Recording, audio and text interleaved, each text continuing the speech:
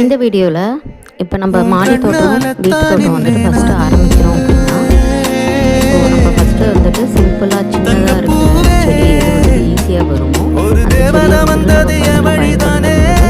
நம்மளுக்கு ரிசல்ட்டும் நல்லா வரும். ஸோ நமக்கும் வந்துட்டு சரி பரவாயில்ல நம்ம செடியை வச்சுருக்கோம் வளர்ந்துருக்கு நம்ம யூஸ் பண்ணலாம்னு சொல்லிட்டு தோணும். இப்போ வந்து பார்த்திங்கன்னா 2 கீரையை பற்றி பார்க்கலாம். இந்த கீரை வந்து பார்த்திங்கன்னா கோழி பசலை கீரைன்னு சொல்லுவாங்க, பண்ணை பசலைன்னு சொல்லுவாங்க. ஸோ இந்த கீரை வந்து பார்த்திங்கன்னா நார்மலாகவே வந்துட்டு கடையிலலாம் வந்துட்டு கிடைக்கும் இந்த கீரை கட்டு. ஸோ இதை வாங்கிட்டு நம்ம அந்த கீரையை மட்டும் யூஸ் பண்ணிவிட்டு இந்த தண்டை வந்துட்டு தூக்கி போட்டுருவோம். இந்த தண்டை வந்துட்டு தூக்கி போடாமல் நம்ம நார்மலாக வந்துட்டு செம்மண் இருக்குல்ல, செம்மண்ணில் மட்டும் நம்ம சின்ன ஒரு டப்பாவில் மட்டும் கீழே வந்துட்டு 2-3 ஹோல்ஸ் போட்டுட்டு தண்ணி போகிற மாதிரி வசதி பண்ணிவிட்டு இந்த கட்டைகளை வந்துட்டு நம்ம ஊனி வச்சாலே போதும், சும்மா நட்டு வச்சாலே போதும். இந்த புதினாலாம் வந்துட்டு நம்ம நட்டு வைப்போம்ல, அதே மாதிரி இந்த கட்டைகளையும் நம்ம நட்டு வச்சோன்னா போதும். நம்மளுக்கு நல்லா 1 வீக்லேயே வந்துட்டு கீரைகள்லாம் நல்லா துளுத்து வர ஆரம்பிச்சிரும்.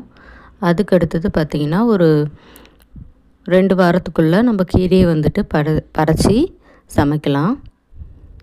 இந்த கீரையால் வந்து பார்த்திங்கன்னா இந்த கீரை வந்து டேஸ்ட்டும் நல்லாயிருக்கும், உடம்புக்கும் வந்து பார்த்திங்கன்னா ரொம்ப ஹெல்த்தி.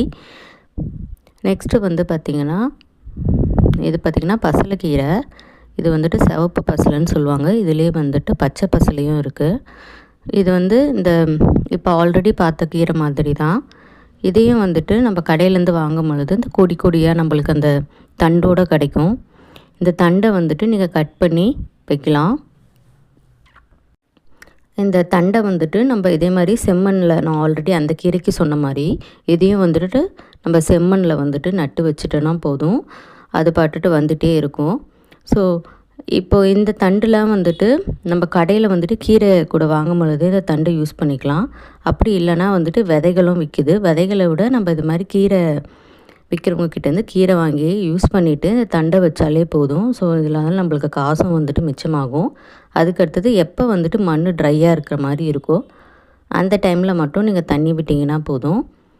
நம்மளுக்கு இந்த 2 கீரையும் வந்துட்டு பார்த்திங்கன்னா மற்ற கீரைகள் மாதிரி இல்லாமல் நமக்கு வந்துட்டு குவான்டிட்டி அளவும் வந்து பார்த்திங்கன்னா நிறைய வந்துட்டு நம்மளுக்கு கொடுத்துக்கிட்டே இருக்கும்.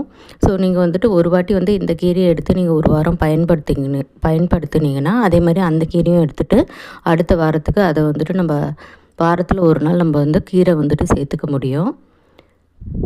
இதை வந்துட்டு பூச்சியும் வந்துட்டு பார்த்திங்கன்னா எதுவுமே வந்து தாக்காது. ஸோ இது வந்து பாதுகாக்கிறதும்